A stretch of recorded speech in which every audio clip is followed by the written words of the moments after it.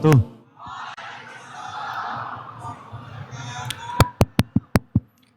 Alhamdulillahi wa kafa. Wassalatu wassalamu ala rasulillahil mustafa wa ala alihi wa sahbihi wa man wafa. Amma ba'd.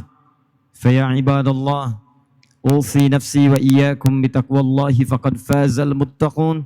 Fala tamutunna illa wa antum muslimun. Faqala ta'ala, ya ayyuhalladzina amanu taqullaha haqqa tuqatih wa la tamutunna illa wa antum muslimun.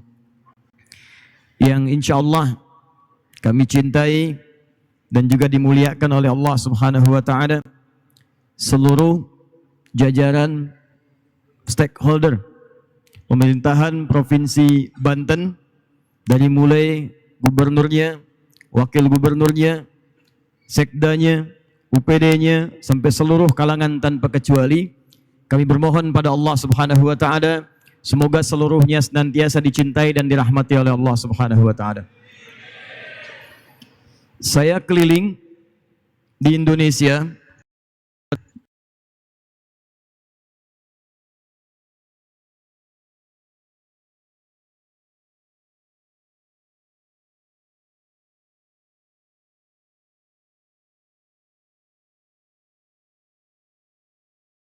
alhamdulillah, takbir. Dan ini sebetulnya sunnah Nabi Sallallahu Alaihi Wasallam, Pak Sekda.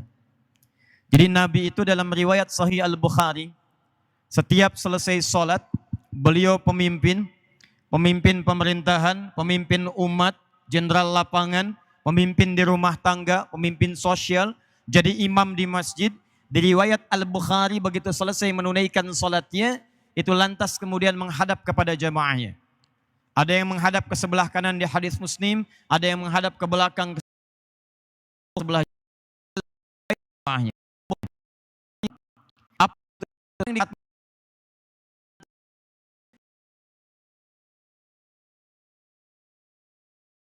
menghadap belakang jamaahnya, maka mengabsen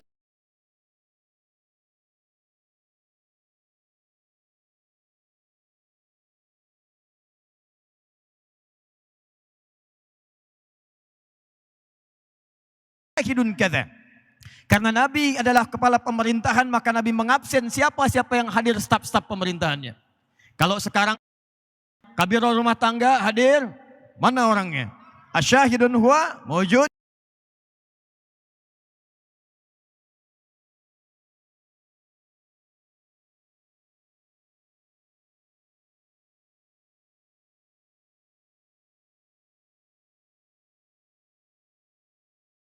Dengan dalil. Dalilnya Quran surah ke-7 Al-A'raf ayat 96. Allah menyampaikan, walau anna ahlal qura amanu wattaqau lafatahna alaihim barakatim minas sama'i wal ardh. Kalau ada penduduk di seluruhnya meningkat iman dan takwa,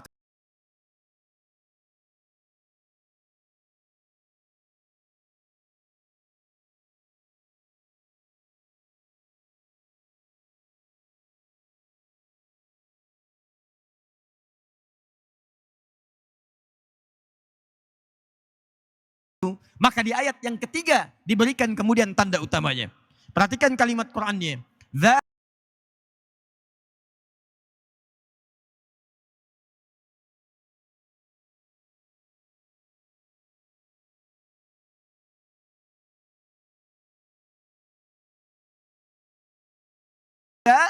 Raiba fi hudallil muttaqin. Siapa muttaqin, orang takwa itu? Maka ayat ketiga memberikan penjelasannya. Alladzina yu'minuna bil ghaib wa yuqimunas shalah. Setelah mereka beriman kepada Allah walau tak nampak dalam pandangannya,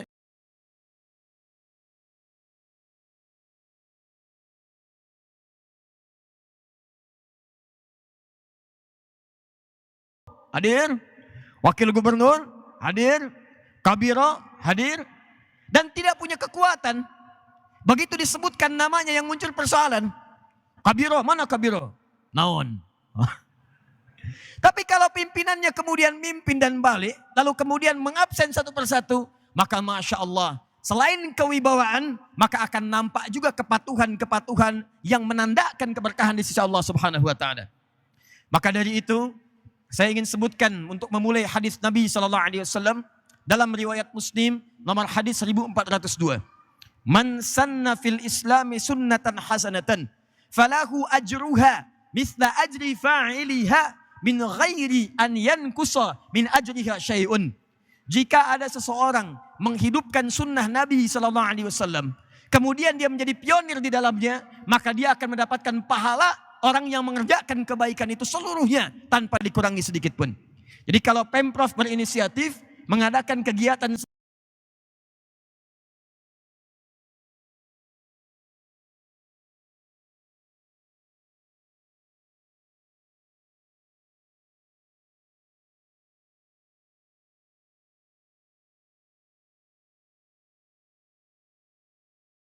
satu waktu tertentu, walaupun sekali sebulan, dikumpulkan pegawainya, dikumpulkan masyarakatnya, mengadakan pembekalan untuk mendekat kepada Allah, maka Masya Allah, semua jamaah yang hadir mendapatkan pahala, maka pahala itu pun diberikan kepada penyelenggaranya tanpa dikurangi sedikit pun. Jadi kalau sekarang yang hadir misal ada 5.000, 6.000, 7.000, itu semua mendapatkan pahala sholat, maka yang menyelenggarakan acara ini, Pak Gubernur yang tanda tangan, disposisinya ke bawahnya, yang mengeksekusinya, yang bagian parkirnya, yang jemputnya, yang antarnya, mendapatkan pahala yang sama persis dengan semua jamaahnya tanpa dikurangi sedikit pun. Nih pahala sholat Pak, Ibu.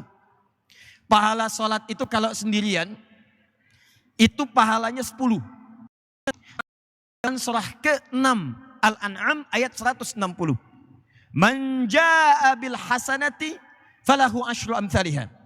Siapa yang mengerjakan satu kebaikan bernilai pahala, maka Allah akan berikan kepadanya nilai 10 poin. 10 pahala. Nah, salat dalam Quran disebut dengan hasanah. Kata Allah, siapa yang bisa mengerjakan hasanah, saya berikan pahala nilainya 10.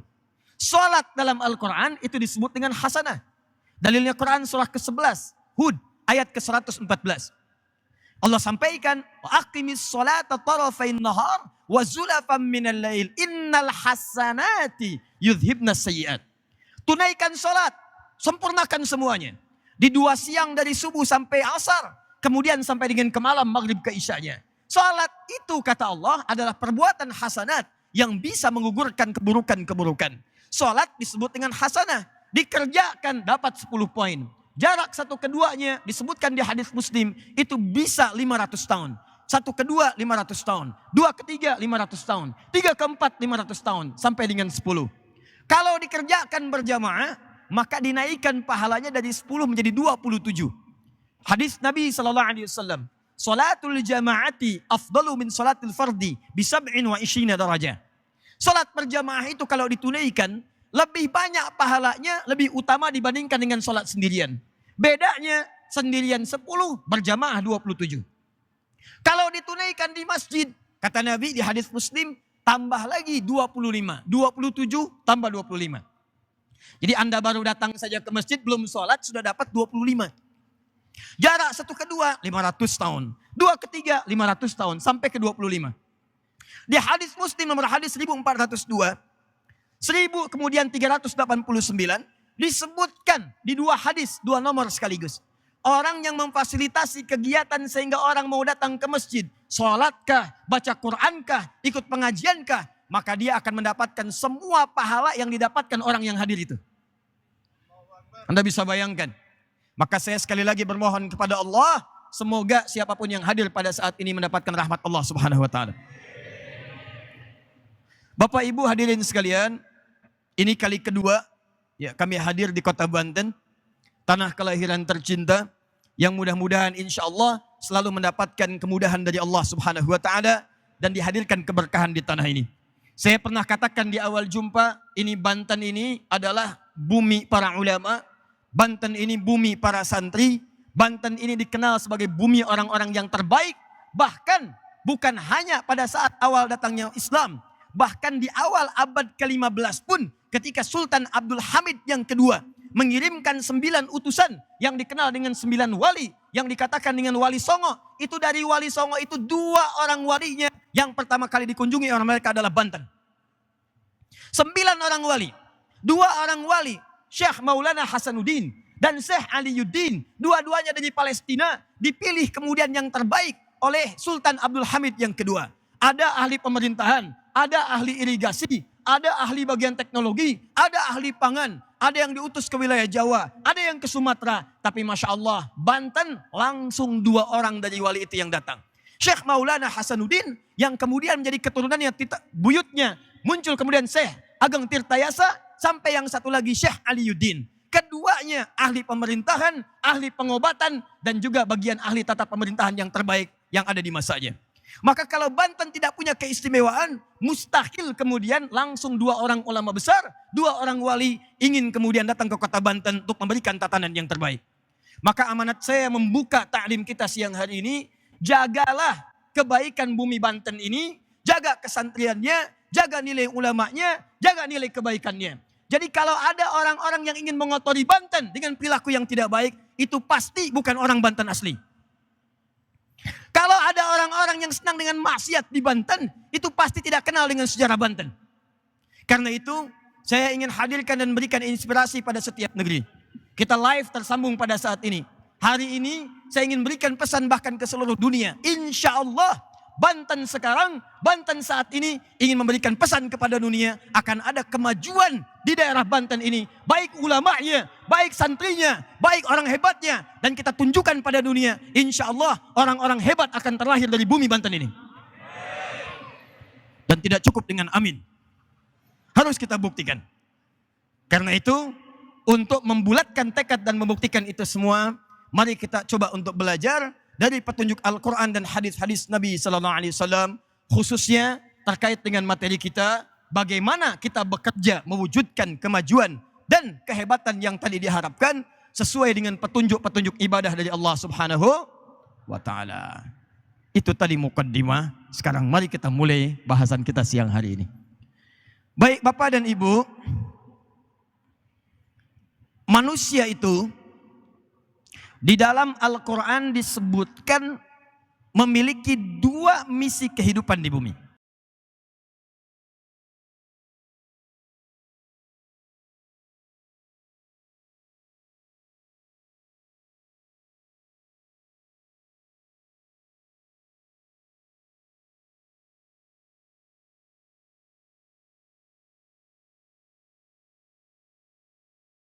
Inni ja'ilun fil ardi khalifah.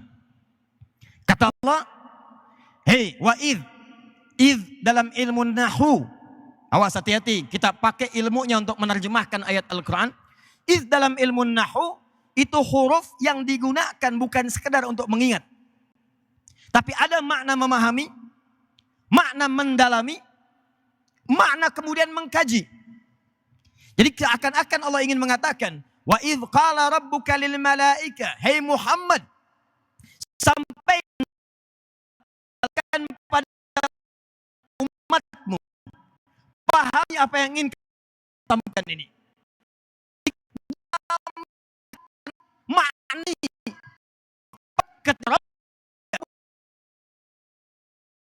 sampaikan di bawah manusia.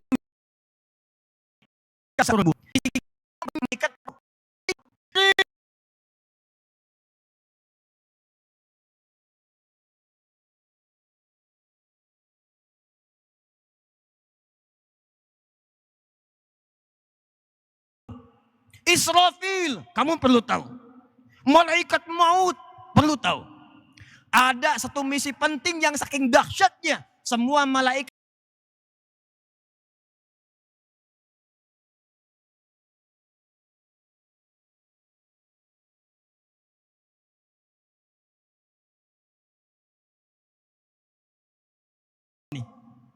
yang dipilih adalah makhluk baru, bukan malaikat, bukan dari kalangan-kalangan yang tadi disebut. Tapi kata Allah, yang kami pilih adalah golongan dari kalangan manusia. Apa misi dibawa?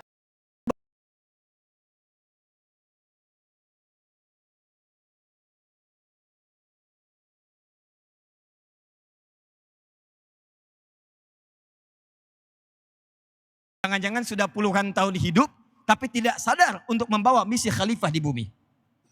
Ustadz, apa itu khalifah? Khalifah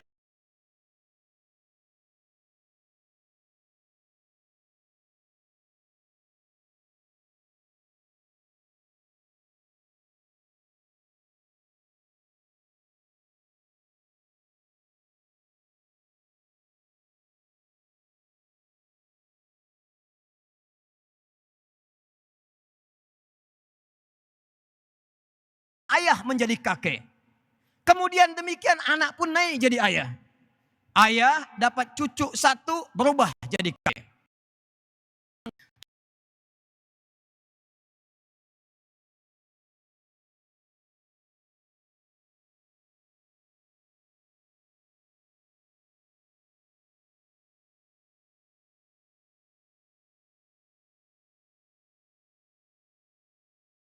Tua berubah jadi kakek-kakek.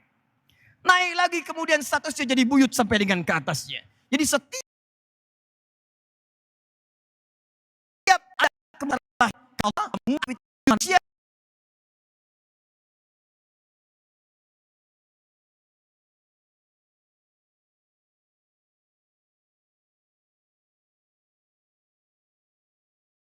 kenal. Orang Banten luar biasa. Imran. Nabi bukan? Rasul bukan? Sahabat bukan? Bukan. Orang soleh bukan? Ada namanya di Quran? Surat keberapa? Ketiga. Nih, Imran ini bukan nabi, bukan rasul. Orang biasa seperti kita.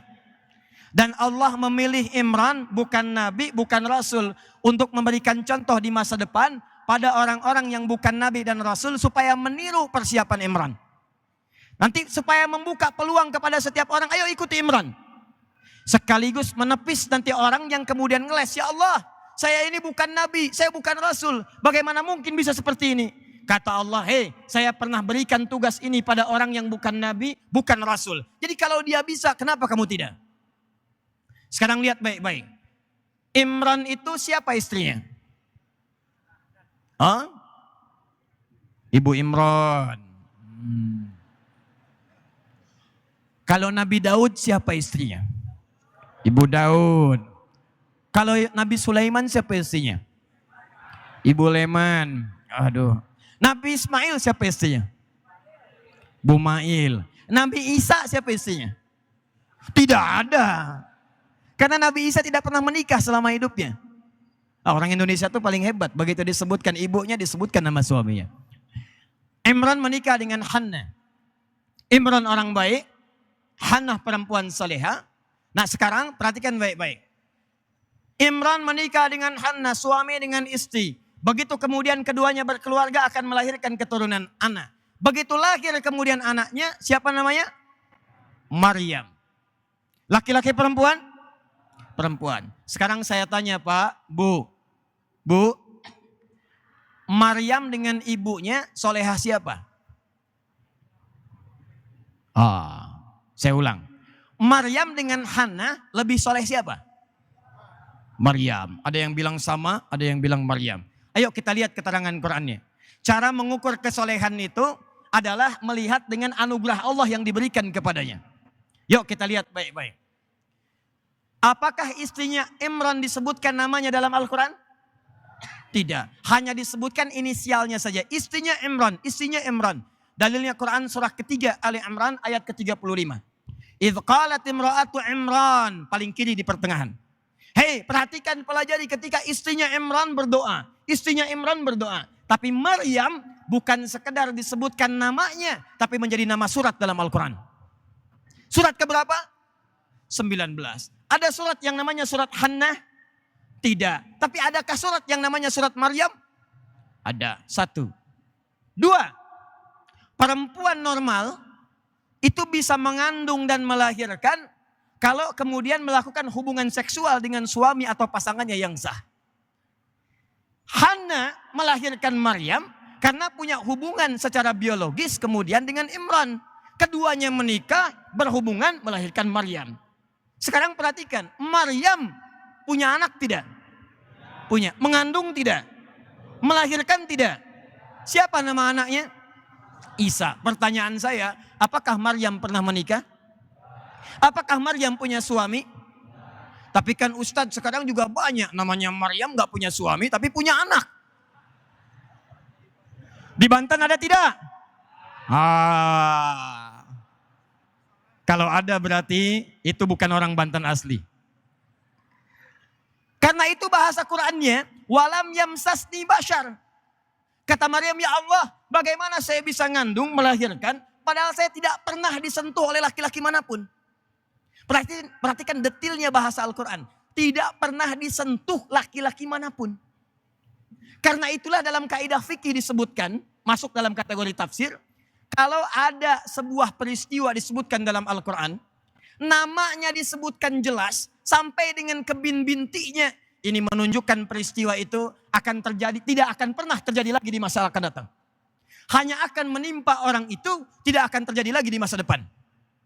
Tapi sebaliknya, kalau kejadiannya tidak pernah disebutkan siapa orangnya, kapan kejadiannya, hanya inisialnya, maka peristiwa itu akan terjadi lagi di masa depan dengan tokoh yang berbeda. Contoh, kenal Firaun? Kenal. Ayo, Maryam Firaun. Luar biasa. Saingan dengan Sukabumi. Saya sekarang baru tahu ternyata ada 2 tempat yang kenal Firaun. 1 Sukabumi, 2 Banten.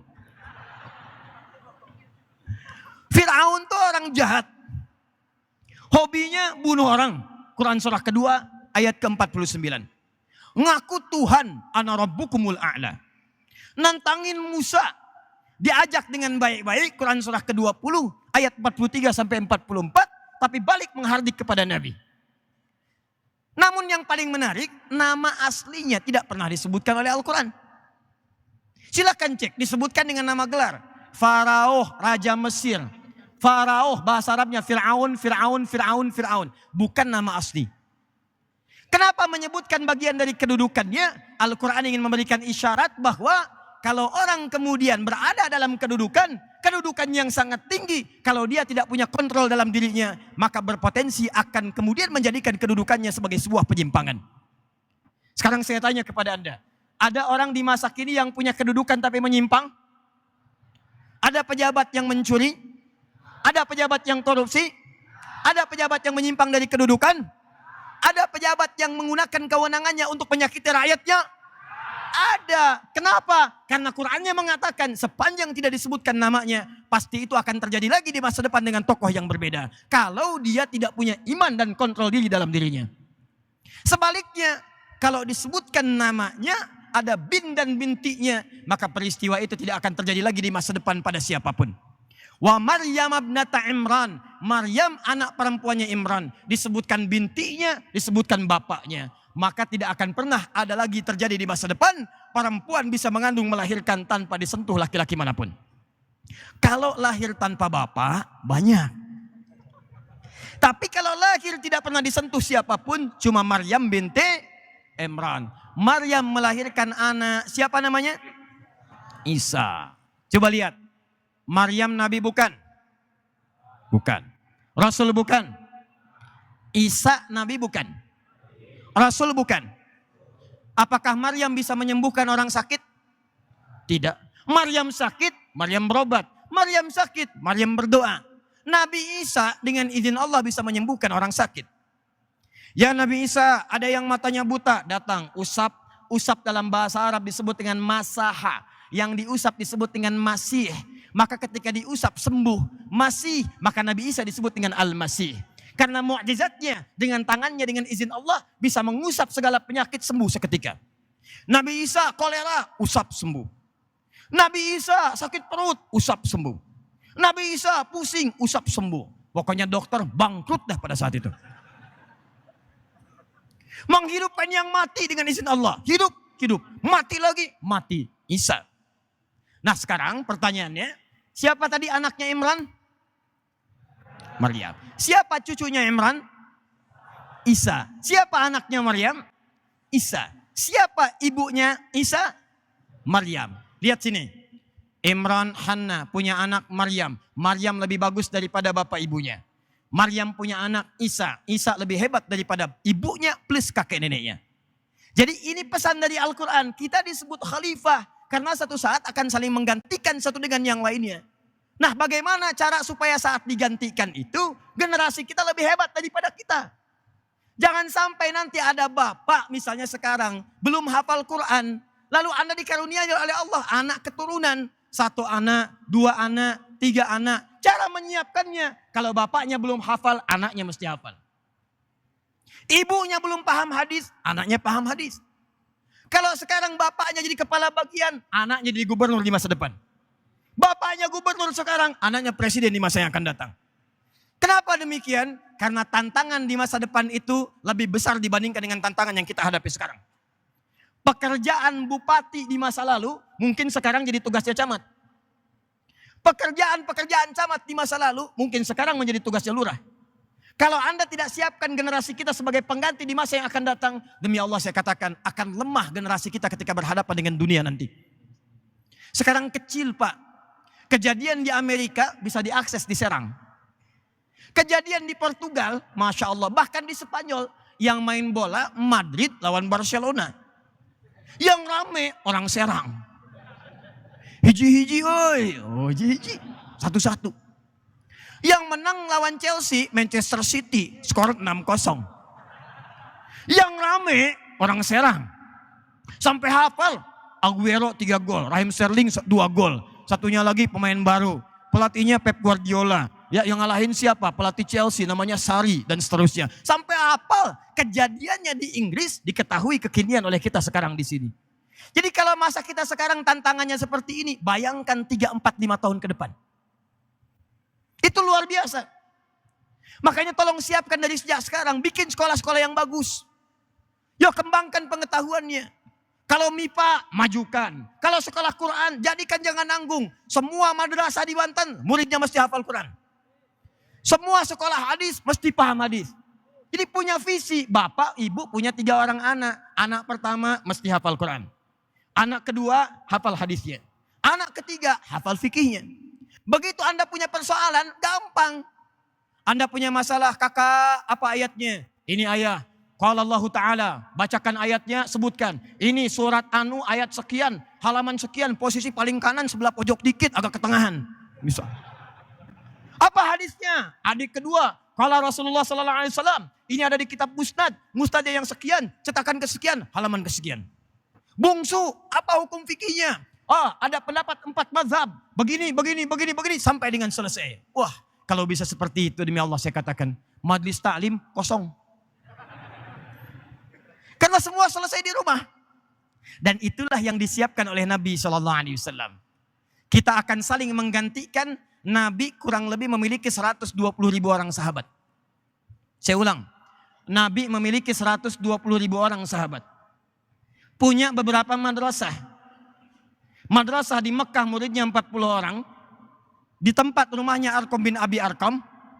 Madrasah di Madinah tempatnya Sufah. Samping tempat beliau dekat Raudhah sekarang. Dari 120.000 itu Nabi berhasil menciptakan 2.000 sahabat calon pemimpin di masa depan. Dari 2.000 itu ada 38 panglima yang kualitasnya langsung dididik oleh Nabi SAW. 38 panglima itu, 2 panglima yang diantaranya adalah Khalid bin Walid. Itu bisa menaklukkan wilayah Persia dan Romawi. Cuma butuh 2 panglima menaklukkan Persia dan Romawi. Anda bayangkan. Jadi ini bagian yang pertama, kita disebut dengan khalifah karena akan saling menggantikan satu dengan yang lainnya. Maka pastikan siapa yang menggantikan kita lebih baik daripada kita sekarang. Siap insya Allah? Baik. 2, saya agak cepat. Ini kita belum bahas nih yang bekerja untuk ibadah. Ya. Kita belum masuk, tenang. Kita masih sedikit ke pembukaan lagi. 2, khalifah juga punya arti imaratul ardi. Imaratul ardi memakmurkan semua aktivitas yang dikerjakan di bumi. Awas. Ini sering ada yang gagal di poin yang ini. Kata Allah, hei kalian saya beri nama khalifah. Tugasnya bawa kerjakan di bumi. Apa maknanya khalifah ya Allah?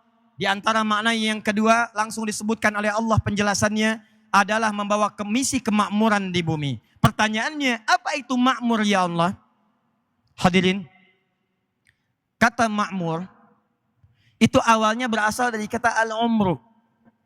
Amara ya'muru umran wa imaratan wa ma'muran. Sesuatu yang melahirkan kesuksesan dan manfaat. Saya ulang. Sesuatu yang melahirkan kesuksesan dan manfaat. Karena itu kenapa usia kita disebut umur. Ini umurnya berapa? Di sana umurnya berapa? Di sebelah sana umurnya berapa? Saya mau tanya sebentar, apa artinya umur? Halo? Kalau tidak tahu katakan apa? Allahu a'lam. Apa artinya umur? Nah, bukan Allahu a'lam, ada artinya. Umur asalnya bukan usia. Kalau usia dalam Al-Quran itu disebut dengan ajal namanya. Batas hidup dari mulai kita lahir sampai kita wafat kembali kepada Allah. Itu namanya disebut dengan ajal. Buka Quran surah ke-7 ayat 34. Walikulli ummatin ajal. Setiap umat yang hidup pasti punya batas usianya. Dia hidup sampai dengan wafat, namanya ajal. Nah, cara kita mengisi hidup itu sampai wafat, itu yang disebut dengan umur. Ada orang hidup diberikan misalnya ajalnya 60 tahun. Ada yang misalnya 70 tahun. Ada yang 50 tahun. Ada yang 40 tahun. Ada yang 20 tahun. Nah, dalam pemberian masa hidup itu, bagaimana cara mengisinya supaya kita bisa mendapatkan ridha Allah Subhanahu wa taala. Maka cara kita mengisi ajal itu yang disebut dengan umur namanya. Apa itu umur? Segala yang menghasilkan manfaat dan kesuksesan. Seakan-akan Allah ingin mengatakan begini, hei, setiap yang hidup, apapun yang kamu kerjakan, kamu mesti sukses. Ayo berusaha. Ini di pemerintahan Pemprov misalnya Banten. Anda misalnya di bagian dinas ada yang sosial. Ada di dinas A, dinas B, dinas C. Anda meniti karir. Sepanjang Anda kerjakan karir itu, jangan tanggung, kata Allah, Anda mesti sukses.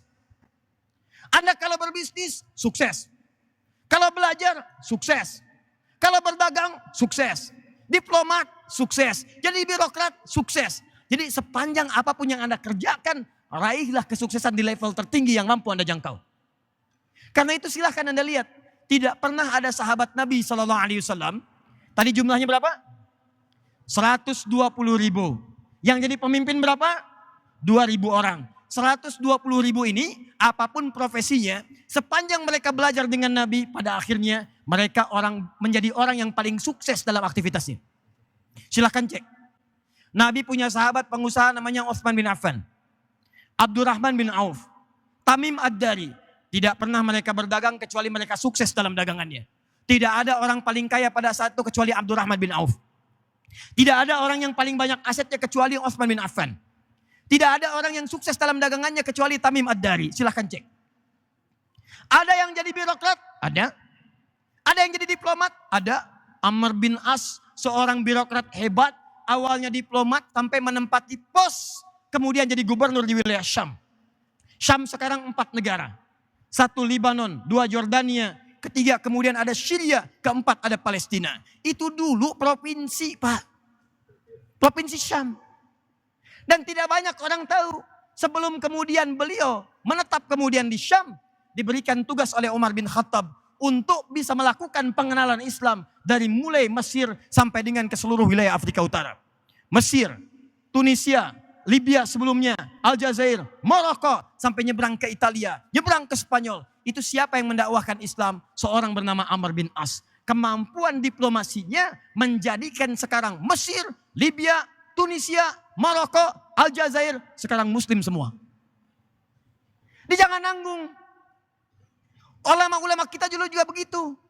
Kalau belajar sampai kepada tahap yang paling tinggi. Syekh Nawawi Al-Bantani, Syekh Ahmad Yasin Al-Padangi, Syekh Ahmad Khatib Al-Minangkabawi, Syekh Abdul Somad Al-Palembangi, ada Syekh Al-Banjari, Syekh Mahfud At-Termasi, Syekh Hasim Al-Ash'ari, Syekh kemudian Ahmad Dahlan. Itu semua jangan dikira ulama biasa-biasa. Itu ulama dikenal sampai dengan ke pelosok dunia. Tuh kalau antum main ke Mekah sampai sekarang, itu masih ada muridnya Syekh Nawawi Al-Bantani sampai sekarang. Dikenal, antum sebutkan Syekh Nawawi, dihormati antum. Bahkan Menteri Agama Saudi yang sekarang, itu keturunan Banten, Bu.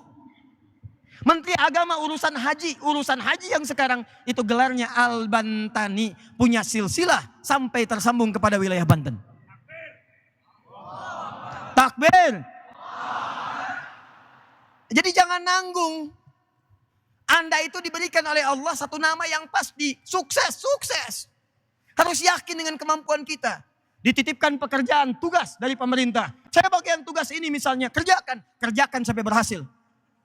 Jadi ketika Anda diamanahi pekerjaan, jangan nanggung. Tunaikan dengan yang terbaik. Berikan etos kerja yang baik. Tangguhkan diri Anda. Buktikan bahwa Anda memang tidak salah diamanahi oleh Allah Subhanahu wa Ta'ala. Jadi kalau ada orang kemudian diberikan amanah pekerjaan, tidak sempurna mengerjakannya, maka ada yang salah dalam menjalankan tugas kehidupannya. Demikian nih saya lihat mungkin ada yang mahasiswa, ada yang pelajar. Anda harus yakin pada diri Anda. Begitu Anda menempuh pendidikan di tempat manapun, yakinkan pada diri kita. Saya akan jadi mahasiswa yang paling sukses dalam angkatan saya. Saya jadi mahasiswa yang paling berhasil di kampus saya. Itu prinsip harus tanamkan pada jiwa kita ketika Allah menyebutkan kata umur pada diri kita. Siap? 2.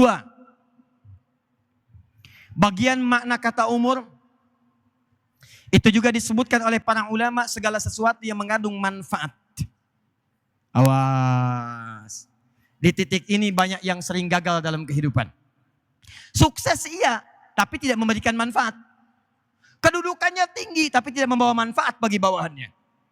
Hartanya banyak, sukses, tapi dari harta itu tidak memberikan manfaat bagi masyarakat sekitarannya. Maka yang kedua kata para ulama, kenapa usia kita disebut dengan umur? Karena semua yang melekat pada tubuh kita itu mesti digunakan pada segala hal yang bermanfaat. Karena itu Anda tidak akan pernah temukan dalam Al-Quran fungsi seluruh anggota tubuh kita kecuali mengajak kepada hal yang bermanfaat. Silakan cek. Apa fungsi mata? Bukan. Mata itu ternyata fungsinya bukan melihat. Kalau cuma melihat, kambing juga melihat. Ayam melihat, elang melihat, dan mata elang lebih tajam dibandingkan dengan mata kita. Elang terbang naik ke atas bukit. Anak ayam yang paling kecil bisa kelihatan dan diambil. Antum naik ke atas pesawat Garuda, anak sendiri tidak nampak dalam pandangan. Tapi yang bermasalah, mata elang tidak dihisab, mata kita dihisab oleh Allah Subhanahu wa Ta'ala. Kata Allah, innas sam'a wal basara wal fuada kullu ulaika kana anhu mas'ula. Sungguh pendengaran itu, penglihatan manusia, juga apa yang dia fikirkan satu saat akan dihisab oleh Allah Subhanahu wa Ta'ala. Karena itulah ketika Allah menyebutkan fungsi mata, awas. Quran surah ke-24 ayat 30 untuk laki-laki. Ayat 31 untuk perempuan. Kullil mu'minina yaghuddu min absarihim. Katakan pada manusia-manusia yang merasa punya iman, yakin akan dihisab, matanya hanya boleh dipakai melihat yang baik-baik saja. Ghaddul basar, yang tidak baik maka dia harus memalingkan pandangannya.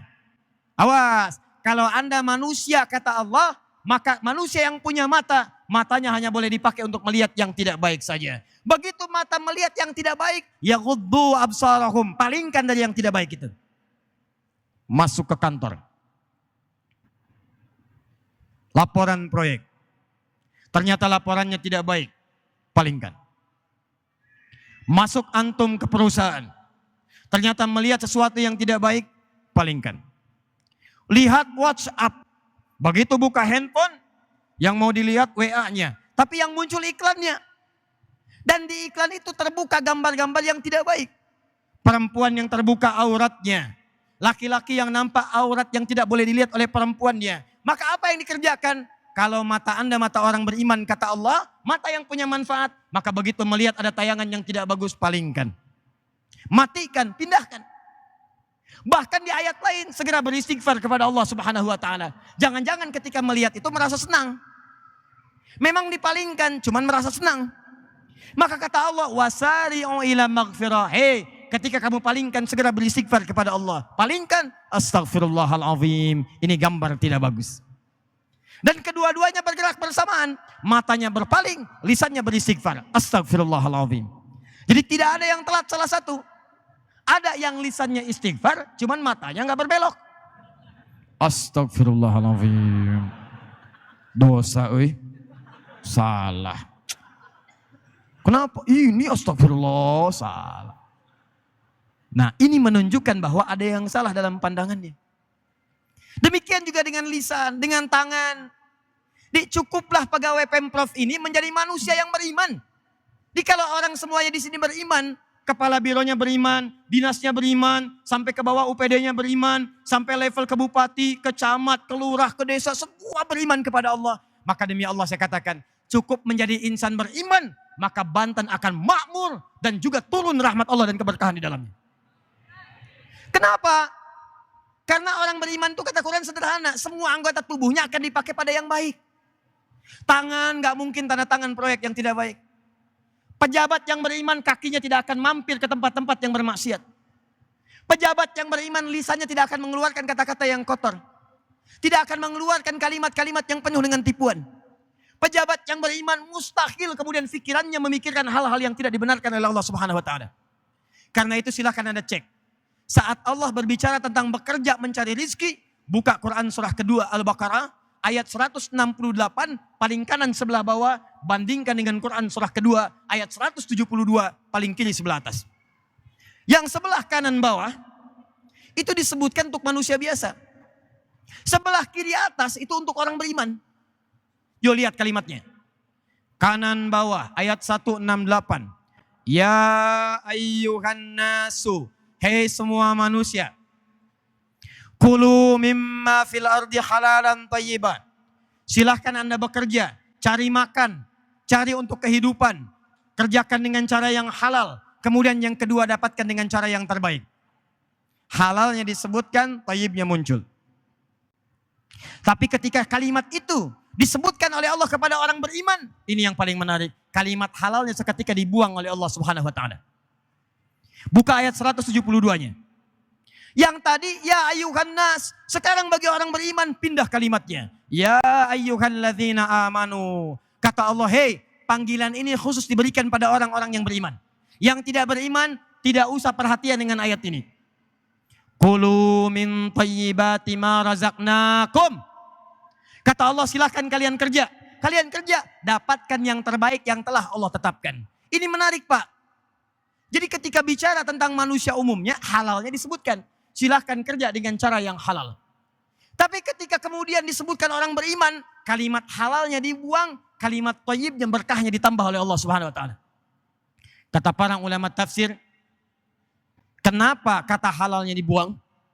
Kata para ulama tafsir, karena orang beriman itu sudah otomatis membawa iman dalam dirinya, dan iman itu yang akan membimbing dia untuk menemukan yang halal. Jadi kalau kemudian maaf, semua pegawai, semua pedagang, semua pebisnis sampai ke level rakyat memiliki iman dalam jiwanya, maka imannya itu akan mengarahkan dia pada yang halal. Jadi kalau ada orang yang senang dengan yang haram dan dia mengaku beriman, maka ini menunjukkan ada yang salah dalam imannya. Jamaah mendapatkan snack, mulai digeser. Geser, geser, geser, geser. Kalau ada iman dalam dirinya, maka dia akan menggeserkan sesuai dengan haknya. Geser, geser, geser, geser.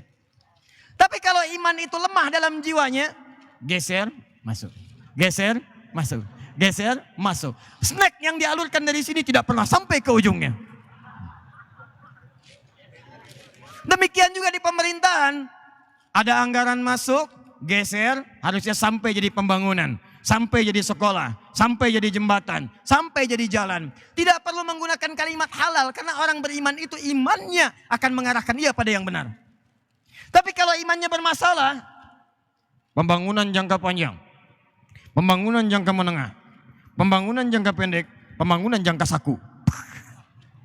Ini yang jadi masalah.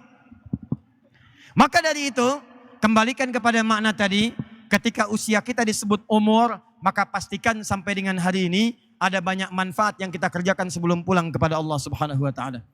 Saya mau tanya pada antum semua ya sampai hari ini. Berapa banyak mata kita selama hidup dipakai berbuat yang tidak bermanfaat?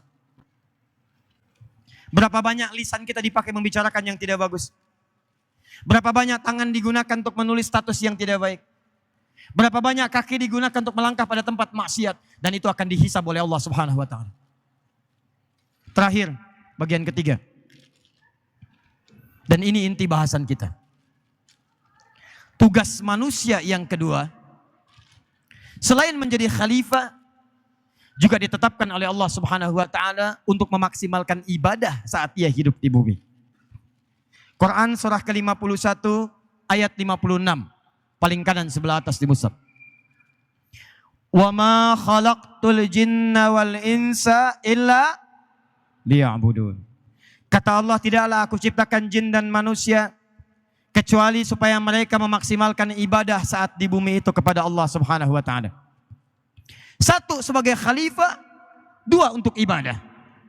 Ingat baik-baik. Jadi kalau ada orang yang namanya manusia tinggal di bumi tidak pernah ibadah walaupun dia jadi khalifah. Misal, maaf, kerjanya bagus, memberikan manfaat, sukses bisnisnya, suka nyumbang, suka ngasih donasi, bangun sekolah, bangun jalan, tapi tidak pernah mau ibadah, maka yang bagian kedua ini dia gagal di hadapan Allah Subhanahu wa taala. Maka dari itulah untuk membuktikan kita sebagai hamba Allah, diberikanlah oleh Allah ujian berupa ibadah yang dibagi pada dua bagian. Satu, ada yang disebut dengan ibadah ritual. Bentuknya bisa sholat, turun berita, Quran surah kedua ayat ke-43. Wa aqimus sholat. Hei manusia, kalian sholat, sholat, sholat, sholat. Kita bertanya kepada Allah, ya Allah, kenapa kami sholat? Maka dijawab oleh Allah, inilah fungsi utama penciptaanmu saat hadir di muka bumi. Wa ma khalaqtul jinna wal insa illa liya'budun. Hei, kamu kan punya perjanjian dengan saya. Kamu tidak beraktivitas di bumi kecuali menyembah saya. Kamu ibadah.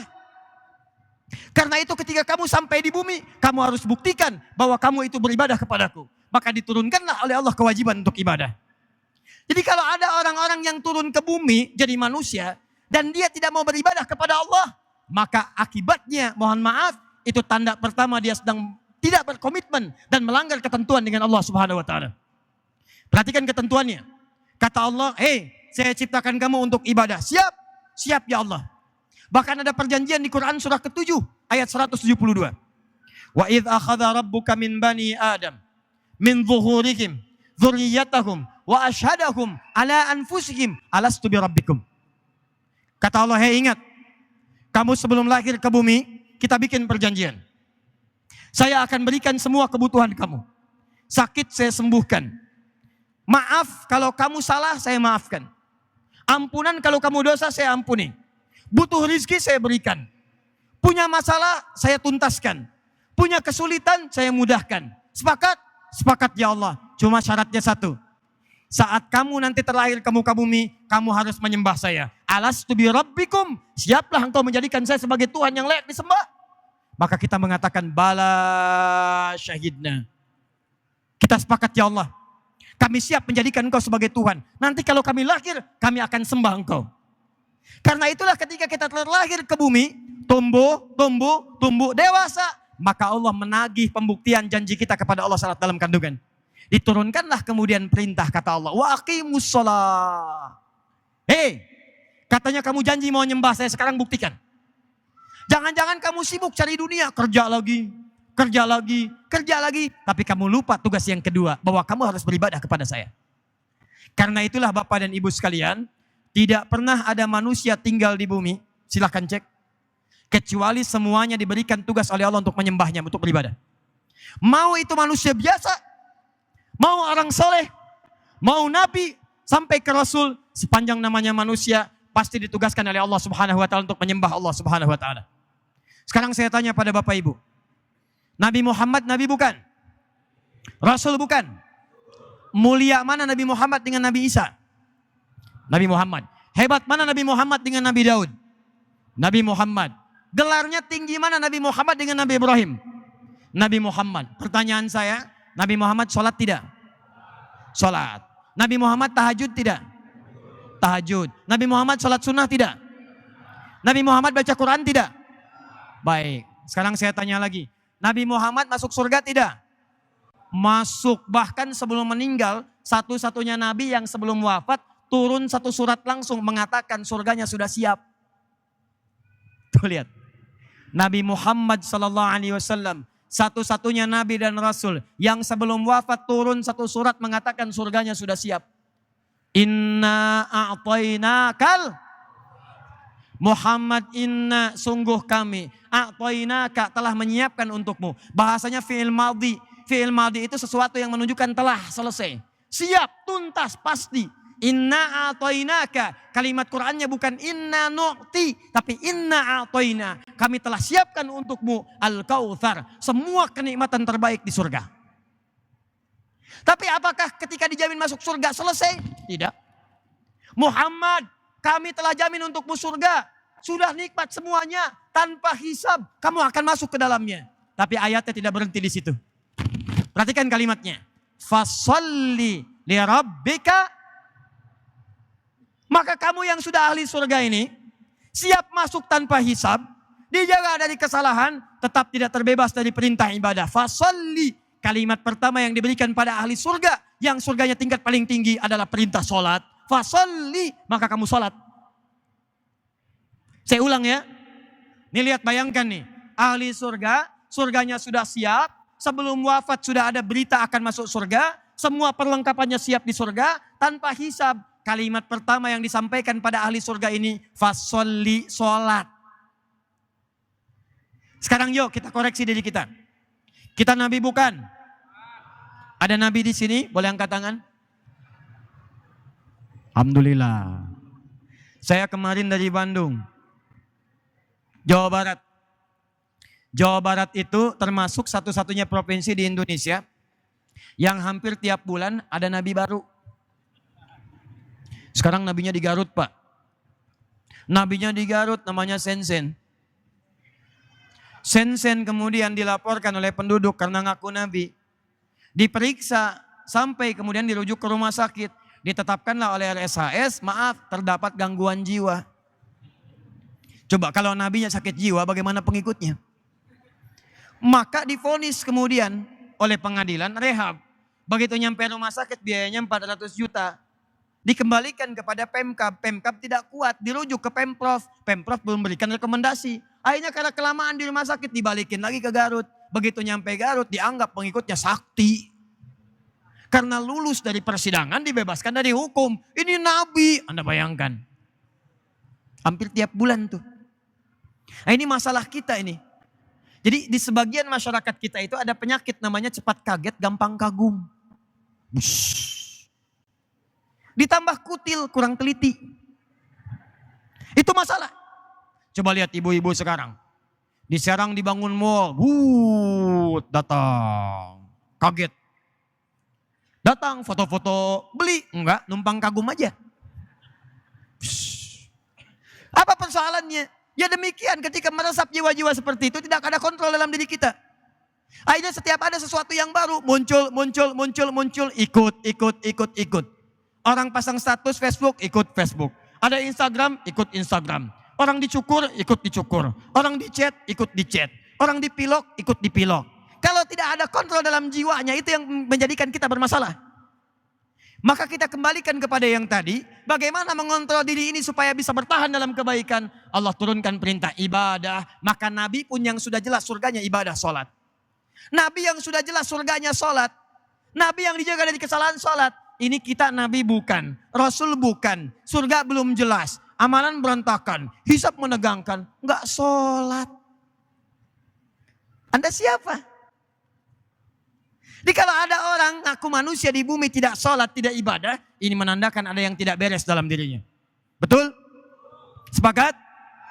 Jadi yang kedua, kenapa Allah sebutkan, awas, kita ini hidup di bumi sebagai fungsinya ibadah, maka kenapa dikirimkan perintah-perintah seperti sholat, perintah baca Quran, perintah puasa, supaya kita bisa membuktikan diri bahwa kita benar tinggal di bumi untuk menyembah Allah Subhanahu wa taala. Silakan Anda cek dari Nabi Muhammad sallallahu alaihi wasallam sampai dengan ke Nabi Adam, semua nabi tidak ada satupun yang tidak sholat. Ayo kita lihat. Kenal Nabi Isa? Nabi Isa itu 600 tahun sebelum lahirnya Nabi Muhammad, sholat. Disebutkan di Quran surah ke-19 ayat 31 sampai 33, paling kanan pertengahan. Nabi Musa jaraknya 2000 tahun ke Nabi Muhammad, sholat. Lihat Quran surah ke-20 ayat ke-14. Innani anallahu la ilaha illa ana fa'budi wa aqimis sholata li dzikri. Nabi Ismail alaihissalam Jaraknya 29 generasi ke Nabi Muhammad. Setiap generasinya bisa ribuan tahun sholat. Bahkan minta keluarganya sholat. Buka Quran surah 19 ayat ke-55. Paling kiri pertengahan. Wa kana ya'muru ahlahu bis sholah. Nabi Ismail bahkan meminta keluarganya sholat. Kenapa mereka semua sholat? Bahkan sampai Nabi Nuh. Buka Quran surah keempat. Ayat 163 paling kiri sebelah atas. Kata Allah pada Nabi Muhammad, Muhammad, kami berikan wahyu kepadamu sekarang. Ada perintah sholat, perintah kemudian puasa, perintah menyembah Allah. Jangan kira kamu saja yang begitu. Nabi-nabi lain sebelumnya begitu juga. Inna awhayna ilaika kama awhayna ila Nuhin wan nabiyyina min ba'di. Muhammad, kami wahyukan kepadamu sekarang. Ada perintah sholat, perintah ibadah. Bukan cuman kamu. Ini sudah sejak zaman Nabi Nuh alaihissalam sebagai Rasul yang pertama. Silakan urutkan. Muhammad sallallahu alaihi wasallam bin Abdullah, bin Abdul Muttalib, bin Hashim, bin Abdul Manaf, bin Qusay, bin Murrah, bin Kilab, bin Ka'ab, bin Ghalib, bin Fihr, bin Malik, bin Nadar, bin Kinana, bin Khuzaimah, bin Mudrika, bin Ilyas, bin Nizar, bin Mudar, bin Ma'ad, bin Adnan, bin Adi, bin Adri, bin Muqawwam, bin Nahur, bin Tarikh, bin Ya'rub, bin Yasjub, bin Nabit, bin Ismail alaihissalam, bin Ibrahim alaihissalam, bin Azar, atau bin Nahur, bin Abir, bin Kinan, bin Arfakhshad, bin Sam, bin Nuh alaihissalam, bin Mihlail, bin Matushalah, bin Kinan, bin Anwas, bin Thith, bin Adam alaihissalam. Semua nabi dari Nabi Muhammad sampai ke atasnya, semua sholat. Takbir. Jadi para nabi yang soleh itu, yang ahli surga, juga ingin membuktikan diri kepada Allah. Ya Allah, kami pun hamba, kami sholat. Nabi sholat. Nabi Muhammad pemimpin umat. Nabi Muhammad jenderal perang. Nabi Muhammad seorang suami. Nabi Muhammad seorang kakek. Nabi Muhammad seorang pemuda yang hebat. Nabi Muhammad semua teladan di bidangnya sholat. Antum siapa? Pemimpin umat? Bukan. Nabi? Bukan. Rasul? Bukan. Sahabat? Bukan. Tabi'in? Bukan. Imam? Belum tentu. Makmum? Kadang-kadang. Tidak sholat. Dan yang paling hebat, cita-citanya pengen ke surga. Tuh. Ahli surga, yang jelas surganya sholat. Ini yang belum jelas surganya, pengen ke surga tapi nggak sholat. Sehat Fernando. Yuk tanya nih, siapa yang pengen ke surga angkat tangan? Tuh. Tuh. Yang surganya pengen ke Firdaus, ketemu Nabi, angkat tangan. Tuh. Sekarang turunin dah tangannya. Saya mau tanya yang ketiga nih. Siapa yang nggak punya dosa, angkat tangan. Yang dosanya dikit, angkat tangan. Yang banyak, angkat tangan. Ah, ini lebih aneh lagi nih. Nih, kalau mau lihat keanehannya begini nih. Yang pengen ke surga, angkat tangan. Angkat. Yang banyak dosa, angkat tangan. Tuh. Aneh kan? Nabi Adam dosanya dikit, nyicipin buah khuldi. Keluar dari surga. Nah ini dosa banyak, pengen masuk. Bagaimana kemudian kita bisa mengobati itu semua? Maka ketika Nabi Adam diturunkan kalimat fatalaqa Adamu min rabbi kalimatin. Al-Baqarah 37. Kemudian mohon ampunan, Quran surah ke-7 ayat 23. Rabbana zalamna anfusana wa illam taghfir lana wa tarhamna lanakunanna minal. Itu kalimat bukan menyatakan ampuni saja ya Allah, tapi bukan sekedar itu, tapi juga memberikan pesan harus lebih baik dari sebelumnya. Makanya ketika ayat itu turun, baca sampai ke ayat 31-nya. Ayat 26-nya mengatakan, 26, ya bani Adama la yaftinannakumu syaitanu kama akhraja abawaikum minal jannah. Hei anak cucu Adam, hei kalian anak cucu Adam, sampai dengan masa kini jangan kalian terjebak lagi oleh setan. Sampai kemudian diturunkan oleh Allah dari kenikmatan. Nikmat surga turun kepada hal yang tidak ada nikmat seperti di surga. Apa pekerjaannya? Karena mengikuti hawa nafsu. Ya Allah, kami ingin hebat, menjauh dari nafsu. Kami ingin menyembahmu. Bagaimana caranya? Baca ayat 31. Ya bani Adam, khudhu zinatakum inda kulli masjid. Hei anak cucu Adam, kalau kamu ingin menjadi hambaku, dekat denganku, dapat rahmatku, mudah hidupmu, maka setiap ada panggilan dari masjid, cepat kenakan pakaian terbaikmu. Respon dan siapkan yang terbaik untuk menyembahku. Saya tanya pada antum, kalau panggilan dari masjid itu apa namanya? Adzan. Jadi kalau antum hidupnya pengen mudah, hidupnya pengen tenang, hidupnya pengen nyaman, dan diakui sebagai hamba Allah, maka satu kata Allah, Tiba panggilan dari masjid, sudah siap. Makanya ketika dipanggil sholat oleh muadzin yang azan, hayya 'alas shalah, ayo sholat. Anda bertanya, untuk apa sholat? Silahkan lihat kalimat selanjutnya. Hayya 'alal falah. Kata Allah, kamu sholat itu supaya kamu jadi hambaku. Kalau sudah dekat denganku, saya berikan semua kemudahan dalam hidup. Falah. Falah artinya kebahagiaan, happiness. Falah artinya kesuksesan, sukses. Falah artinya ketenangan, kedamaian, kenyamanan. Jadi semua unsur kemudahan hidup akan diberikan. Bahasa Arabnya namanya falah. Nah ini kan aneh. Katanya hamba Allah, katanya pengen sukses. Dipanggil adzan subuh jam 4.38, baru bangun jam 8.34. Cita-cita surga. Surganya Firdaus. Dan ayo kita rubah keadaan hidup kita. Kita memang pernah salah karena kita manusia, nggak ada yang sempurna. Pak, yang sempurna pun cuma malaikat, Bu. Selain malaikat tidak ada. Buka Quran surah 66 ayat 6, paling kiri sebelah atas. La ya'sunallaha ma amarahum wa yaf'aluna ma yu'marun. Malaikat itu sempurna, tidak ada yang pernah maksiat. Pernah dengar malaikat Jibril korupsi ayat? Pernah dengar malaikat maut Israel tukeran mencabut nyawa? Tidak ada. Bahkan tupoksinya jelas. Jibril turunkan wahyu, wahyu aja. Malaikat maut, cabut nyawa, nyawa aja. Di selama bekerja nyawa aja cabutin tuh. Tuh, cabut nanti tuh. Cabut. Yang nyabut malaikat maut, cabut. Ya. Ini juga sama, cabut. Dan gak bisa milih. Bisa antum duluan, saya belakangan. Bisa. Atau ditukar bisa, saya belakangan, antum duluan. Mungkin. Itu tugasnya. Jadi cabut. Gak bisa, antum sekarang bisa saling bantu. Bagian dinas A, tukeran dulu pekerjaan dengan dinas B. Atau yang dikerjakan dibantuin dulu. Malaikat gak bisa begitu, tupoksi jelas. Bagian tasbih aja. Wa nahnu nusabbihu bihamdika wa nuqaddisu lak. Sekarang lagi ngapain? Tasbih, bantuin dulu dikit nih, nyabutin nyawa. Kata malaikat gak bisa. Jadi kalau ada nyawa cabut aja. Tasbih terus. Ada yang angkat aras, ngangkat aja begini. Di semuanya jelas, tupoksi jelas, tidak pernah maksiat. Maka kalau ada Anda mengharapkan sempurna, maka mungkin Anda salah persepsi. Malaikat yang sempurna, manusia tidak sempurna. Makanya kalau prinsip ini dibawa dalam kehidupan, tenang kehidupan. Misal, maaf, bawa ke rumah tangga. Begitu kemudian menemukan kesalahan, jangan diekspos. Jangan dieksplor. Kenapa? Karena memang kita manusia, semakin dicari, semakin ditemukan kesalahannya. Kalau Anda sadar pasangan Anda itu manusia, maka yang disempurnakan adalah bagaimana cara mengatasi kekurangan itu untuk lebih baik di masa depan. Jadi kalau di rumah tangga suami ada yang salah, Bu, jangan banyak dihujat karena dia memang manusia. Sama, Bapak juga begitu. Kalau istri banyak yang salah, jangan banyak dipersalahkan. Karena itu tandanya istri Anda normal sebagai manusia. Kecuali kalau istri Anda malaikat. Bapak kenapa sih? Kok suka sekali berbuat salah seperti itu? Apa Bapak nggak sadar? Mama, Bapak bukan malaikat. Mama juga bukan setan kan? Tapi poinnya adalah kita memang tidak sempurna, tapi kita bukan setan. Siapa itu setan? Setan itu makhluk yang salah, yang tidak mau memperbaiki diri.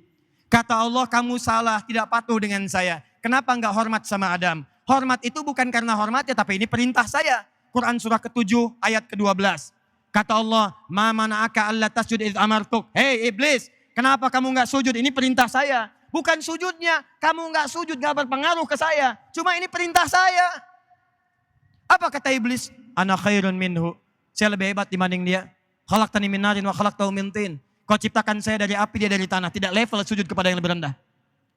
Diusir oleh Allah. Begitu diusir bukan tobat. Adam keluar dari surga, tobat. Fatalaqqa Adamu min rabbi kalimatin fataba alaihi. Adam menerima kalimat tobat, langsung tobat. Setan diusir, bukan tobat. Begitu diusir, kata iblis, apa yang dikatakan? Buka Quran surah keempat, ayat 117 sampai 119. Paling kanan sebelah bawah. Qala la'anahullah. Qala la'attakhidanna min ibadika nasiban mafruḍa. Begitu dilaknat oleh Allah, kamu ini ya, gak patuh dengan saya, keluar. Diberikan kesempatan tobat, dia malah berkata, ya Allah, saya ajukan permintaan ya, saya akan buktikan saya lebih hebat dibandingkan dengan Adam. Beri saya kesempatan untuk menggoda manusia. Jadi satu-satunya makhluk di semesta ini Yang salah nggak mau memperbaiki diri, itu iblis, setan. Satu-satunya makhluk yang nggak pernah salah, malaikat. Tapi satu-satunya makhluk yang salah dan punya kesempatan memperbaiki diri itu adalah manusia. Adam salah, Adam bertobat. Manusia anak Adam salah, mereka bertobat. Maka itulah sebabnya kita disebut dengan Bani Adam. Disebutkan 7 kali dalam Al-Quran. Jadi kalau Anda pernah salah, ditugaskan bekerja, salah. Jadwal jam masuk jam 7, datang jam 8, salah. Ketika Anda salah, perbaiki. Besok jadwal jam 7, datang jam 6. Di rumah tangga pernah salah, wajar. Besoknya perbaiki. Di kampus pernah salah, wajar. Besok nilai perbaiki, itulah manusia. Yang tidak wajar itu sudah salah, gak mau berubah. Maka itu dipastikan ada yang salah dengan kemanusiaannya. Ingat, yang salah yang tidak pernah mau berubah namanya apa? Kenapa kalimatnya lemah begitu, setan? Yang salah yang tidak mau berubah namanya apa? Maka coba antum lihat diri antum. Antum tuh manusia apa setan? Saya ulang, antum tuh manusia apa setan? Jadi kalau antum merasa diri manusia, perbaiki diri. Kemarin ke masjid kurang, harusnya 5 waktu jamaah. Kemarin cuma 3 waktu, besok bikin 5 waktu saya jamaah di masjid. Kalau perlu tuh masjid belum dibuka, saya udah di situ. Ngapain? Nunggu yang buka. Kemarin gak baca Quran, sekarang susun kurikulum. Besok begini, besok begini, besok begini.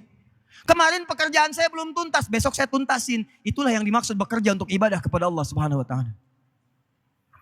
Jadi gak kurang. Kalau ada perbedaan itu wajar. Di rumah tangga perbedaan wajar. Tuh namanya aja beda. Perempuan dalam Quran sendirian disebut mar'ah, laki-laki rajul. Perempuan banyakkan disebut nisa, laki-laki rijal. Dari nama aja udah beda. Tahu artinya mar'ah? Mar'ah itu sifat yang senang dengan keindahan. Dari kata muru'ah. Makanya perempuan senang tampil indah dibandingkan dengan laki-laki. Ke pengajian punya seragam. Arisan seragamnya beda. Kumpul-kumpul seragamnya lain lagi. Bahkan kadang-kadang begitu mau berangkat pengajian nanya dulu ke kita nih. Ayah, mana yang bagus nih? Yang hijau apa yang biru? Terus kita kasih pandangan, kayaknya biru deh mah. Masa kayaknya hijau deh ayah. Ongkoh nanya tapi punya jawaban. Katanya bertanya tapi dia sudah punya jawaban. Masih mending kalau dipakai, begitu keluar kuning. Itu biasa. Normal. Tapi kalau itu jadi kekurangan, perbaiki di masa depan. Tidak ada yang sempurna. Yang paling hebat, nih yang paling hebat. Kenapa saya berikan contoh perempuan? Nanti lain waktu laki-laki bu ya. Perempuan itu kalau sudah banyak kan jadi nisa namanya. Laki-laki tidak. Laki-laki itu, maaf ya, maaf sekali. Itu namanya cuma satu di Quran. Kalau sendirian rojul. Rajulun seakar dengan kata rijlun. Sesuatu yang kokoh, kuat fisiknya, tampilan berwibawa. Karena itu tanda-tanda fisiknya beda dengan perempuan. Kumis, tanda kewibawaan. Ada janggut, tanda ketegapan. Tanda wibawa, beda dengan perempuan. Jamaknya rijal, semakin kuat wibawanya. Kata-katanya lantang. Makanya kalau ada laki-laki agak gemulai, itu ada persoalan dalam hidupnya. Kamu siapa? Apa? Hati repot. Makanya dalam pembahasan fikih tidak pernah ada laki-laki bermasalah jadi imam. Silakan cek. Laki-laki yang suaranya gemulai itu tidak pernah ada pembahasan fikih disarankan jadi imam. Allahu Akbar. Kacau. Assalamualaikum warahmatullahi. Kabur lah jamaah semua. Itu rajul. Saya di Libya tuh 2008. Dapat kunjungan Menpora, Menteri Pemuda Olahraga. Dulu kan kumisnya pada tebal-tebal gitu kan. Kemudian tiba-tiba datang, dia cerita, Ustadz saya masuk ke toilet di satu hotel ada acara. Tiba-tiba mau cuci tangan di wastafel. Samping saya pemuda, tegap badannya kekar, rambutnya cepak. Begitu kemudian dia mau nyalain, dia gak bisa nyalain. Nanya saya, Pak gimana caranya nyalain ini? Wah! Itu yang kumisnya begini langsung nyalain, langsung keluar. Nah, tapi maaf ya, laki-laki tidak pernah disentuh dalam Al-Quran dengan persoalan serius. Terkait dengan aspek kehidupan yang melekat pada perempuan yang berpotensi melanggar ketentuan ibadahnya. Awas, hati-hati nih, terutama pegawai di lingkungan Pemprov yang sifatnya perempuan, para ibu. Ibu-ibu punya surat dalam Al-Quran yang tidak dimiliki bapak-bapak. Surat apa namanya? An-Nisa. Apa namanya An-Nisa, Bu? Bukan perempuan. Bukan wanita. Jangan maksa. An-Nisa itu artinya perempuan-perempuan. Jamak, gak pakai O. Oh, jamak. Kalau satu, mar'ah. Kalau banyak, nisa. Udah beda dengan laki-laki tuh. Laki-laki satu rajul, banyakkan rijal. Perempuan satu mar'ah, banyakkan nisa. Apa itu nisa? Nisa itu dari kata nasa. Di antaranya apa? Sifat yang mudah tersentuh, terguncang, sehingga bisa mengeluarkan apa yang dirasakan. Maksudnya apa? Perempuan itu sependiam apapun kalau seorang, kalau kumpul dengan temannya bisa cerita. Tuh. Udah cerita tuh. Dan kadang yang diceritakan itu yang tidak dibenarkan oleh Quran. Quran surah keempat, surat ibu-ibu perempuan, ayat 34, paling kiri sebelah atas. Fassalihatu qanitatun hafidhatun lil ghaibi bima hafidallah. Perempuan yang solihah itu taat kepada Allah dengan cara menaati suaminya. Dan yang kedua, menjaga martabat rumah tangganya, terutama ketika tidak berang bersamanya. Judulnya pengajian. Di lingkungan Pemprov, datang masyarakat ketemu dengan kawan. Jeng, apa kabar? Baik. Sehat? Sehat. Bagaimana kabar? Baik. Suami bagaimana? Di situ masalahnya. Jadi kalau Anda benar-benar bekerja untuk ibadah, istri bekerja untuk ibadah, maka jaga rambu-rambunya. Suami bekerja dengan ibadah, jaga rambu-rambunya.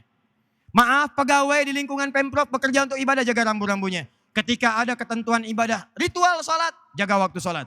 Ketika ada ibadah sosial, awas, ibadah sosial bentuknya banyak. Ada infak, ada zakat, ada perhatian terhadap sesama, ada saling menyayangi, ada jujur, ada sabar, ada peningkatan etos kerja, itu ibadah, Pak. Jadi kalau antum nih rajin masuk masjid, sholat, tapi terlambat masuk kantor, berkurang nilai ibadah antum di hadapan Allah. Antum nih rajin baca Quran, tapi tidak jujur dalam pekerjaan, itu bukan berkurang nilai ibadah di hadapan Allah Subhanahu wa taala. Seimbang. Bahkan yang dahsyat, saya tutup. Orang yang ibadahnya benar secara ritual pasti akan berdampak baik dalam hubungan sosialnya. Ibadah ritual tidak akan terpisah dengan ibadah sosial. Contoh, ibadah ritual salat. Apa fungsi salat? Quran surah 29 ayat 45. Inna salata tanha anil fakhsya tanha anil fakhsya wal munkar, itu ibadah sosial. Ibadah ritualnya salat. Kalau salatnya benar, ibadah sosialnya bagus. Fakhsya tidak terjadi. Maaf. Selingkuh, fakhsya. Pornografi, fakhsya.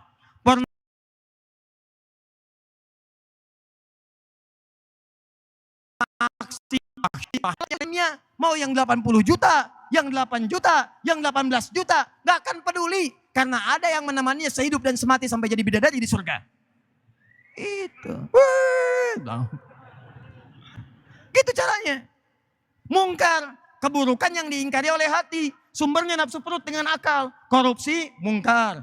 Maaf, mencuri mungkar. Bohong mungkar. Maaf, berselisih mungkar. Menganiaya orang mungkar. Menyingkirkan orang karena ingin kedudukan mungkar. Melecehkan orang mungkar. Menyakiti orang mungkar. Menyungkurkan orang mungkar. Bersaing dengan tidak sehat mungkar. Jadi kalau antum sholatnya benar, gak akan mengerjakan yang mungkar-mungkar. Ini lagi duduk di meja, masuk. Pak, tolong Pak, tanda tangan Pak, tolong. Baik, saya tanda tangan. Oh, tapi ini gak benar nih. Tapi Pak, ini kan ya untuk kemaslahatan. Maslahat apa? Ini ada fee-nya Pak, 10 miliar. Katakan, saya biasa sholat nih di Masjid KP3B. Tangan saya yang ini telunjuk dipakai tahiyat. Tangan tahiyat gak akan maksiat, bawa lagi tuh. Itu prinsip yang benar. Keluarkan dia, maaf, perbaiki. Kalau tidak kamu perbaiki, kamu saya turunkan dari jabatan. Begitu keluar 5 menit lagi, masuk lagi. Pak, saya sudah perbaiki. Kok masih sama? Fee-nya Pak, kata orangnya naik 100 miliar. Wah, kamu ini ya, udah saya ingatkan tadi. Sebentar, saya istihara dulu. Ini nggak terjadi seperti itu. Jelas ya? Maka saya ingin kita komitmen sama-sama insya Allah. Siap kita berubah? Siap lebih baik insya Allah? Ya, untuk masyarakat Banten, saya mau sapa sebentar. Teman-teman, saya yakin ini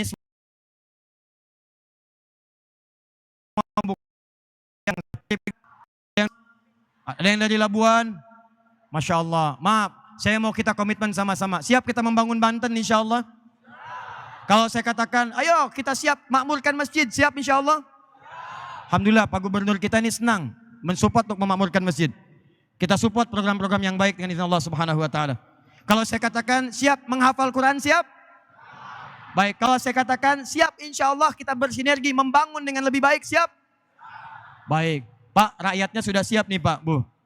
Maka saya ingin komitmen dari semua karyawan di Pemprov. Siap menjadi karyawan yang jujur insya Allah?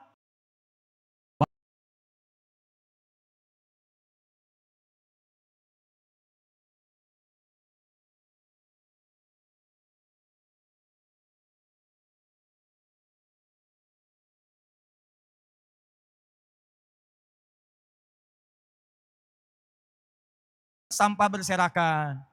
Keluar masjid, maaf, tiba-tiba lantai jadi kotor. Tunjukkan bahwa perubahan itu akan dimulai dari masjid. Nabi mendidik pemimpin dari masjid, mendidik orang hebat dari masjid, dan semua orang bisa menilai dirinya. Siapa yang ingin merubah jadi baik, maka tunjukkan perbaikan itu sudah keluar dari masjid. Siap? Baik, jangan sampai ada keluar dari masjid tertukar sandal. Awas. Jangan sampai ada yang keluar dari masjid ribut-ribut karena kehilangan kunci. Semua rapi, tertib, nyaman. Siap insya Allah? Terakhir, insya Allah seperti janji kami di bulan lalu, saya akan datang lagi ke Banten bulan lalu. Berarti sekarang saya tepati ya Pak Gunawan. Datang itu saya akan membawa teman-teman yang insya Allah ada link-link yang bagus untuk kita semua, termasuk meningkatkan kualitas SDM di Banten. Ya, ini saya bawa tamu. Tamu ini dari Timur Tengah. Mana orangnya? Bukan yang itu. Itu dari timur jauh, saking jauh gak kelihatan. Serang Timur, keluar jalan tol. Ain Dr. Usama. Ada wa. Ada Dr. Usama yakun ma'ana insyaallah fi hadha an-nahar al-mubarak. Ada ini artis Arab. Ada Dr. Usama wal Libi atau min Libya, lakin ahabba Indonesia kathiran. Ini Dr. Usama, beliau itu aslinya Libya, tapi sangat mencintai Indonesia. Ya, saking cintanya, beliau ini udah tinggal di Indonesia, kemudian anaknya juga lahir di Indonesia, istrinya orang Libya, ya, kemudian anak-anaknya sebagian lahir di Indonesia, bahkan beliau sempat mengambil S3 di Indonesia dan meneliti komunitas masyarakat Bali di Islam di Bali, masyarakat Indonesia Muslim di Bali. Dr. Usama ini, beliau juga insya Allah akan bantu kita untuk mengembangkan SDM di Banten, khususnya membangun relasi nanti beasiswa ya untuk pelajar-pelajar Banten yang pernah saya janjikan di bulan lalu. Kita hari ini akan bicara dengan Pemprov, baik dari gubernur ataupun juga Pak Sekda ataupun jadi perwakilan. Kita akan coba cari fakultas-fakultas dan kampus terbaik di khususnya di Timur Tengah. Nanti kita akan siapkan MOU dan kita minta nanti dari Banten kirim generasi ulama untuk ke depan insya Allah. Ya. Jadi kalau bulan lalu saya baru sekedar bicara, kemudian saya mau sampaikan musab sudah saya kirimkan, sekarang saya bawa orangnya, nanti setelah orangnya ini insya Allah beberapa masa ke depan akan ada perwakilan, mungkin akan ada tes, misal ke Sudan, misal ke Madinah, misal ke Ummul Qura. Antum tugasnya siapkan anak-anak antum, siapkan anak-anak muda antum, siapkan orang-orang yang paling hebat, nanti insya Allah kami akan siapkan jalannya, dan dengan izin Allah mudah-mudahan dimudahkan Banten, insya Allah diberkahi oleh Allah Subhanahu Wa Taala. Nah, itu satu. Dua, insya Allah nanti bulan depan kita akan launching ya untuk inspirasi Quran dari Indonesia untuk dunia. Launching ini nanti ada metode At-Taisir, menghafal Quran mudah dalam 30 hari. Sekarang kami sedang menggembleng trainernya, ada yang 20 hari sudah hafal 23 juz, ada yang 21 juz. Kita siapkan 30 hari, yang itu semua nanti insya Allah disiapkan mushafnya, disiapkan bukunya. Nanti kalau sudah kami tetapkan waktunya, insya Allah kita pun akan mampir ke Banten. Dan siapa warga Banten yang ingin jadi ahli Quran bisa bergabung dengan kami insya Allah. Mushafnya gratis, bukunya juga nanti kami siapkan gratis. Kalau mushaf kami siapkan, kami cetak sendiri, kami bagikan juga. Masih belum ada yang pengen jadi ahli Quran, tunjukkan pada saya sekarang. Dengan cara apa lagi kita mesti bantu jadi ahli Quran. Ya, terakhir teman-teman sekalian, sekali lagi, nanti insya Allah juga satu waktu saya akan datang berikan contoh kepada Anda. Mungkin bukan sekarang, tapi nanti kami koordinasi dengan teman-teman. Nanti Anda akan lihat artis-artis yang menghafal Quran. Ya, Anda lihat anak-anak yang terbatas hafal Quran. Ada yang lumpuh otak ternyata hafal Quran. Ada yang matanya buta hafal Quran. Ada anak kecil matanya buta hafal Quran. Di satu saat saya akan kumpulkan mereka itu, kita datang ke Banten dan Anda akan lihat. Kalau mereka bisa, maka Anda pun mesti lebih daripada mereka. Siap? Takbir. Turid takul syekh. Ingin menyampaikan sesuatu? Fadl. Amin. Assalamualaikum warahmatullahi wabarakatuh. Amin. Assalamualaikum warahmatullahi wabarakatuh. Assalamualaikum. أيوة. أنا اليوم في هذا اليوم المبارك مع الأستاذ آدي هديات مع هذا النخبة المشرفة. Fahimtum? Fahimna. Oh, fahimnya nih luar Nah. Arabia, Masya Allah. Masrur. Saya katakan paham, paham. Wasib Arabia. مسرور كثيرا ومع هذا ما شاء الله مع المسلمين كثير ما شاء الله نسأل الله لكم التوفيق والنجاح. Fahimtum? Fahimna. Oh, Masya Allah. Wasib. نعم. فأنا طبعا Shh. أنا جنسيتي عربي ولكن قلبي إندونيسي. Amin. Baik, pertama beliau menyampaikan rasa bahagia bisa berada di tengah-tengah kita. Ucapan terima kasih kepada jajaran Pemprov Provinsi Banten yang telah berkenan untuk menerima kami berada di sini. Dan saya sangat senang melihat wajah-wajah Anda semua, ya orangnya hebat-hebat, kumpul banyak di sini dan nampak terlihat bercahaya. Mungkin kena pantulan lampu dia sebagian. Dan saya menyampaikan, saya tuh sebetulnya warga negara Libya, cuman hati saya Indonesia. Ya. فطبعا وجدت في هذا البلد الخير انها بلد جنة الدنيا لم نرى مثلها في الدول العربية. Baik, saya melihat banyak kebaikan di Indonesia ini dan saya yakin kalau ada surga di dunia itulah Indonesia. Yang tidak saya pernah saksikan di banyak negara di Arab. والشعب الطيب طبعا دائما نراكم مبتسمين كما قال النبي صلى الله عليه وسلم الابتسام هو شقيق صدقه ولهذا الله سبحانه وتعالى بارك في وجوهكم. Masya Allah, dan saya selalu mengatakan bahwa orang Indonesia itu baik-baik. Setiap ketemu saya juga banyak yang senyum, walaupun nggak jelas kadang-kadang tambahan. Banyak yang senyum-senyum. Terus saya lihat sekarang juga banyak wajah-wajahnya bercahaya di Anda sekalian karena wajah yang baik-baik itu. ولهذا نريدكم أن تحافظوا على بلدكم إندونيسيا بقوة وأن تفكروا في مستقبل إندونيسيا أن تجعلوه من الدول المتقدمة بأفكاركم ليس بأفكار غيركم. Nah, makanya saya ingin tegaskan kepada Anda, banggalah Anda menjadi bagian dari NKRI. Kita harus jaga NKRI ini, kita harus kuatkan NKRI ini, dan Anda harus punya visi ke depan menjadi manusia yang lebih hebat. Supaya kita bisa bangun negeri ini dengan ide-ide kita. Bukan mengimport ide orang diterapkan di sini, tapi ide kita inspirasikan untuk keluar. ونحن بإذن الله نجتهد ليلا نهارا أن نقف معكم ونقف مع الشباب. الشباب هم مستقبل هذه الأمة مستقبل إندونيسيا. Baik, dan beliau menyampaikan insya Allah setiap siang malam, setiap hari beliau berkomitmen bagaimana caranya bersinergi dengan kita semua. Beliau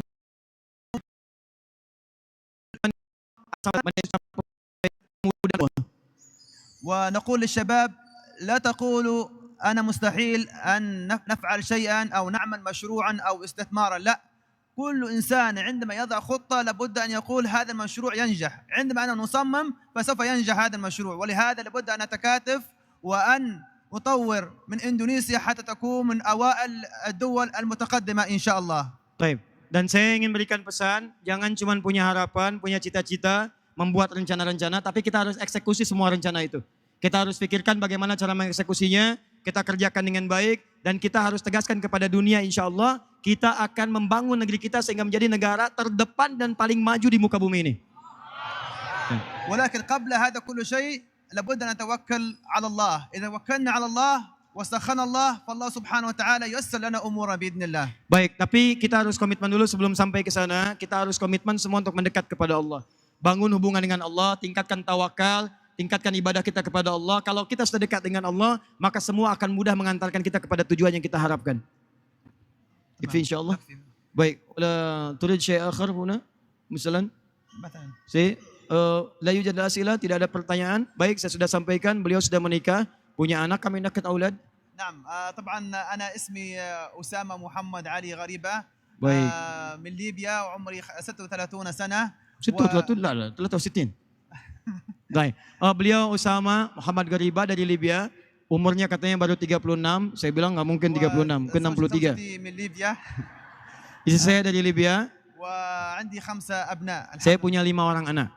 Masya Allah. ولكن أنا قلت لزوجتي في كلمة ودائما أقولها إن هذه البلد إندونيسيا التي احتضنتني التي علمتني في هذا البلد.